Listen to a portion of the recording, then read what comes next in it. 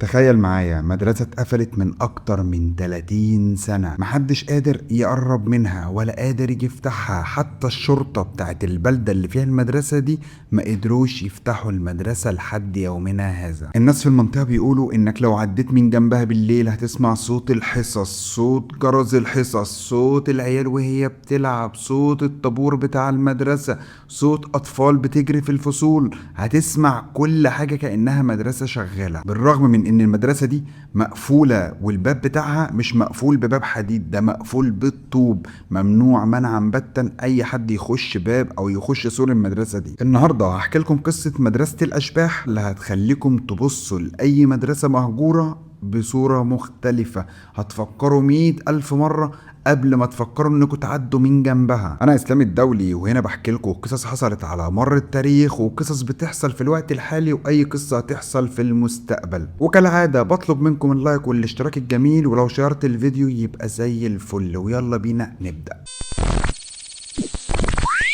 المدرسة دي اتبنت في أواخر السبعينات في مدينة ساحلية. كانت مدرسة نموذجية، فيها فصول، فيها معمل، فيها مكتبة، فيها ملعب، فيها كل مدرسة عادية، فيها أوضة موسيقى، فيها كل ما تتخيله يتعلق بالدراسة العادية. وبالعكس كان في وقتها، وقت السبعينات، كان فيها حاجات سابقة عصرها. كانت مدرسة متطورة، مدرسة نموذجية بتهدف ان هي تقدم جيل جديد. واهل المنطقة اللي كان فيها المدرسة كانوا فرحانين جدا بيها، وقالوا ان الاطفال هيطلعوا من المدرسة بمستوى التعليم ده، هيطلعوا حاجة محترمة، هيطلعوا بعقلية مختلفة غير عقلية كل المدارس اللي في نفس الفترة الزمنية اللي كان فيها المدارس في الفترة دي. لكن من اول سنة بدأت تحصل حاجات غريبة في المدرسة. المدرسين بعد انتهاء اليوم الدراسي كانوا بيشتكوا ان هم كانوا بيسمعوا حد بيجري في الطرقة. مفيش حد، الاطفال كلها خرجت، هم بيفضوا المدرسة وبيتأكدوا ان الفصول مفيهاش اطفال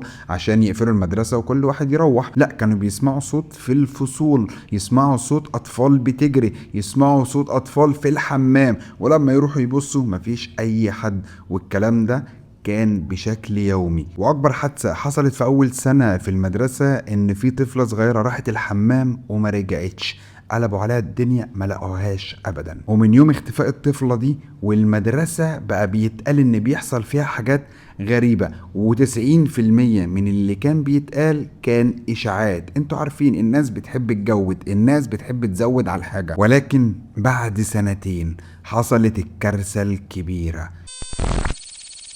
في يوم شتوي، يوم دراسي طبيعي، مفيش اي مشكلة، كل الاطفال، كل المدرسين، كله خارج بيجري من الفصول، كله بيجري في حوش المدرسة، كله بيجري على السلالم وبيهرب من المدرسة. دخان كبير جدا مش عارفين مصدره ايه، دخان حريقة، ولكن مفيش حريقة. والمطافي جاب بسرعة وبدأوا يطفوا المدرسة اللي مش مولعة، اللي هم مش عارفين مصدر الدخان بتاعها ايه. وفي الاخر اكتشفوا مقتل 13 طفل اتفحموا وهدومهم ما لمسهاش النار. 13 طفل جسمهم كله اتفحم، ولكن لبس المدرسة بتاعهم كأنه مغسول ومكوي، ما فيهوش اي حاجة. بتوع المطافي خرجوا بيجروا، قالوا لا احنا شفنا كذا، وطلبوا التحريات، طلبوا المباحث، طلبوا كل حاجة، وقالوا احنا ملناش دعوة، احنا اللي شفناه جوه اول مرة نشوفه في حياتنا. التحريات والمباحث ما قدروش يوصلوا لأي نتيجة، لأي سبب لحرق الأطفال دول أو تفحمهم بدون إن النار ما تلمس هدومهم. طبعا أهل البلدة اللي هم كانوا فيها ما سكتوش، هيسكتوا؟ زودوا بقى، قال لك ده بيحصل، ده المدرسة بتفتح، ده المدرسة بتقفل، ده العيال بتطير، ده العيال بتختفي، ده المدرسين بيتبخروا، ده المدرسين بيظهروا، ده كانوا بيخترعوا اي حوارات. وكان في حاجات غريبة بتحصل فعلا، ولكن طبعا كانت الناس بتزود اكتر واكتر. ومن هنا حصل قرار قفل المدرسة نهائي.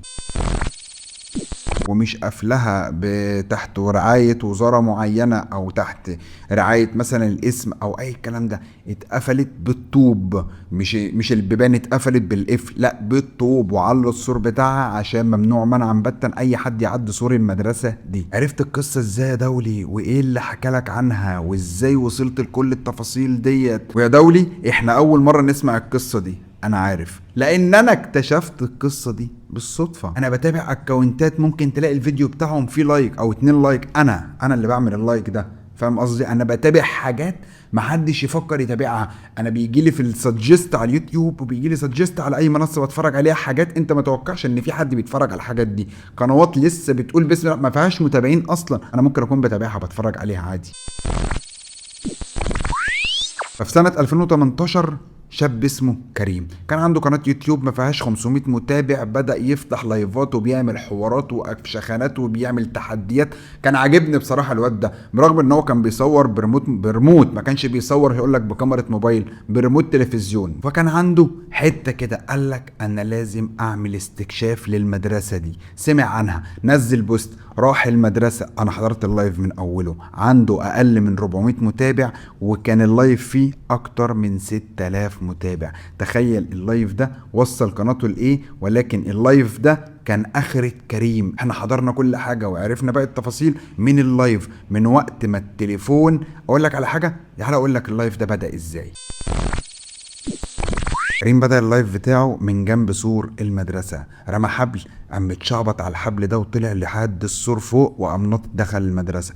بدأ اللايف بتاعه، مساء الفل عليكم يا جماعة، احنا النهاردة هنتكلم، احنا النهاردة جاي اوريكم المدرسة اللي عاملة قلبان، المدرسة اللي اهل المنطقة بيخافوا منها، البياعين السريح والسوق والحاجات دي بيخافوا يعدوا من المنطقة دي، حتى العربيات والناس بيخافوا يعدوا من الشارع بتاعها. من اول ما الليل يليل الناس بتخاف تقرب من المنطقة او من المربع بتاع المدرسة ده نهائي. قال بصوا يا جماعة، مفيش حاجة اسمها عفاريت، كل الكلام اللي اهل البلد دي بيقولوه اونطه. انا هخش اوريكم بنفسي كل حاجه، اوريكم واثبت لكم ان المكان فاضي. لكن اللي حصل في اللايف وصل ان اللايف بعد ما بدأ وكان فيه 3-4 مشاهدين بقى فيه اكتر من 5000 مشاهد. واول ما رجليه خطت الملعب بتاع المدرسة بدأ يسمع صوت الجرس بتاع الحصص. طب مين اللي بيرن الجرس؟ طب هو فين الجرس؟ بدأ يسمع أصوات غريبة وهو فين؟ في أرض الملعب في الحوش، لسه ما طلعش الفصول. قال للمشاهدين أنا سامع الصوت، انتوا سامعينه؟ الناس قالت له اه. قال لهم طب يلا بينا نطلع على الفصول. دخل على الفصول ودي كانت الصدمة. شاف في الفصول العيال قاعدة، المدرس بيشرح، الكراريس مفتوحة، وكل الأطفال اللي موجودين في الفصل باصين للكاميرا.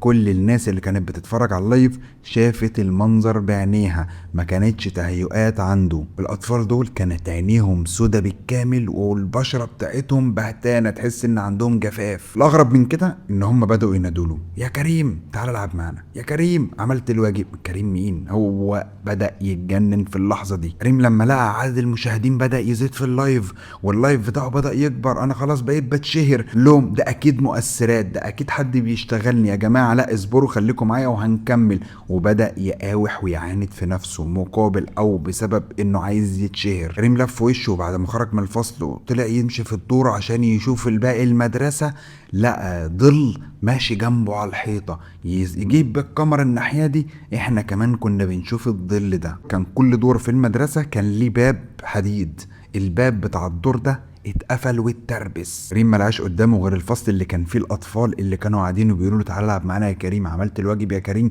دخل الفصل ده وكانت الصدمه، ملقاش اطفال قاعدين، ولكن لقى السبوره الخضراء القديمه مكتوب عليها ارجع، كأن الكلمه لسه مكتوبه على السبوره حالا. رغم من ان كريم جاي وعارف ان المدرسه دي مقفوله من اكتر من 30 سنه، بدأ وهو في الفصل يسمع اصوات غريبه بتجري في الطرقه، عيال. شفت انت لما تبقى قاعد في الفصل وتسمع صوت العيال طالعه فسحه، العيال كلها بتجري. ولكن لما فتح الباب وبص مره واحده ملقاش حد، لقى فراغ، ولكن لسه الصوت موجود، يعني العيال بتجري ولكن مفيش حد قدامه. شوف كومنتات المتابعين بقى في اللايف عاملين يقولوا في حد وراك يا كريم، انت سامع يا كريم في حد بيقول يا كريم. الكومنتات بقت تقول، الكومنتات المشاهدين بقوا يكتبوا له احنا سامعين صوت جرس الحصه يا كريم، في صفاره يا كريم. فعلا بعد دقيقه من الكومنتات دي جرس الحصه بدأ يرن تاني، ومن علو صوت الجرس بتاع المدرسه المايك اللي كان لابسه كريم بدأ يصفر جامد من الزنه والصفاره، والصوت كان عالي جدا على المايك او التردد بتاعه كان عالي جدا. كريم قاعد بقى يضحك، كريم مش عايز يقفل، كريم مرعوب وهيموت اصلا، انا شايفه هيموت من الرعب، ولكن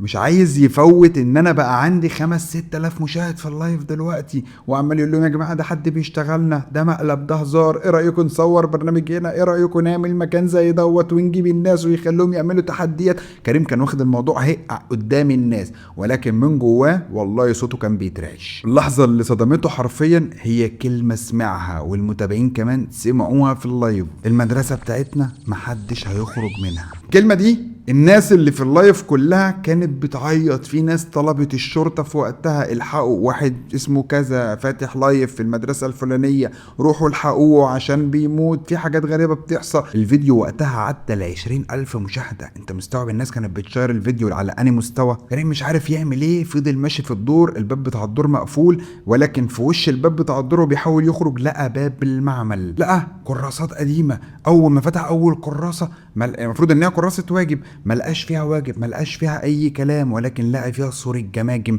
صورة شياطين، رسومات لاطفال وشها احمر وعليه نار، وفي كل صفحة كلمة كريم مكتوبة بالدم. باب المعمل اتهبد مرة واحدة، احنا كلنا اتصدمنا، كل الناس اللي في اللايف اتصدمت. هو ايه اللي حصل؟ كريم ذات نفسه بدأ يصرخ، بدأ مش قادر، يا جدعان الحقوني، انا مش عارف انام ايه، مش عارف اخرج من المعمل، مش عارف اخرج من الأوضة، حد يبلغ ابويا، حد يقول لامي، حد يبلغ البوليس، ما كانش قادر يوصل او قادر يقول انا بعمل ايه، مش عارف هو يعمل ايه في الوقت ده. هو عمال يصرخ ويهبد على الباب. الباب اتكتب عليه كلمة واحدة: انت كمان هتفضل هنا. كتبت لوحدها بالتباشير على باب المعمل من جوه.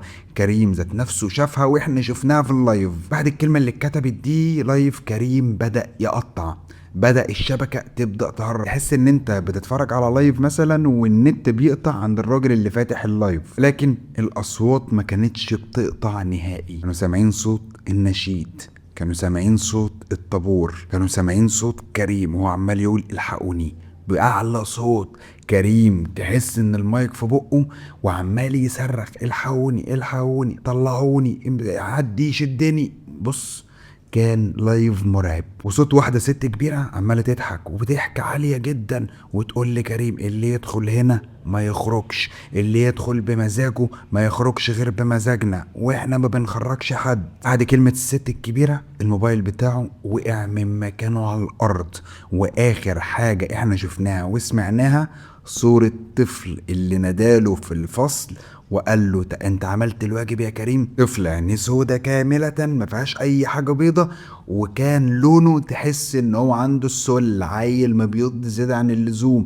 ده اخر صورة شفناها في اللايف. وبعدين اللايف اتقطع نهائي. ناس كتير هتقولك ان كريم عمل الحوار ده عشان خاطر هو عايز يركب ترند، المدرسة ما فيهاش اي حاجة من الكلام ده. ولكن فعلا الناس بلغت الشرطة، الشرطة راحت المدرسة، بدأوا يدوروا، الشرطة كلها دخلت وفريق بحث كامل دخل يدور في المدرسة، ملقوش اي اثر لوجود كريم جوه المدرسة. حتى الدور الاولاني لما فتحوا الصفحة بتاعته وشافوا اللايف وتابعوا الاحداث ملقوش بصماته هو موجودة، ولا حتى بصمة رجليه، برغم ان المدرسه كلها تراب ملقوش بصمات رجليه، بصمات الجزمه بتاعته ما كانتش موجوده. انت مستوعب هم قدروا يتخلصوا من بصمات كريم لان درجه؟ المدرسه لحد دلوقتي مقفولة، واي حد بيعدي من جنبها من بعد المغرب بيبدأ يسمع صوت اجراس دقات الفصول، وبيبدأ يسمع صوت الاطفال في الحوش، وبيبدأ يسمع صوت اطفال بتلعب، كل حاجة كأنها مدرسة شغالة. السؤال اللي محيرني جدا، انا عايز اعرف انت لو مكان كريم، لو انت واحد بتفكر انك تتشهر، هل هتفكر انك تخش او تعدي سور المدرسة وتعمل التحدي ده وتحاول انك تجيب ريتش وتجيب مشاهدات وتضيع نفسك بالطريقة دي؟ وهل لو انت مكان كريم كنت هتفكر بأني طريقة؟ الناس دي بتشتغلنا، المدرسة ما فيهاش حاجة، انا بعمل تحديات وخلاص، ولا كنت شايف ان الحاجات دي والوقائع دي كانت حقيقية وانت بذات نفسك كنت مرعوب من جواك، ولكن بتتحدى نفسك وبتتحدى كل حاجة عشان توصل بأسرع وقت؟ اكتبوا لي هنا في الكومنتات الإجابة على السؤال ده بسرعة جدا، وما تنسوش اللايك والاشتراك بتاعكم، ويا ريت الفيديو ده تشيره لأقرب صاحب ليك، عشان لو حد عارف المدرسة دي فين، أنا ما قلتش المدرسة فين، لو حد عارف المدرسة دي تبع أني بلد أو أني محافظة هستناك تكتب لي الكلام ده في الكومنتات. كالعادة أنا إسلام الدولي، وانتظرينه في فيديو جديد جدا في القريب العاجل. سلام.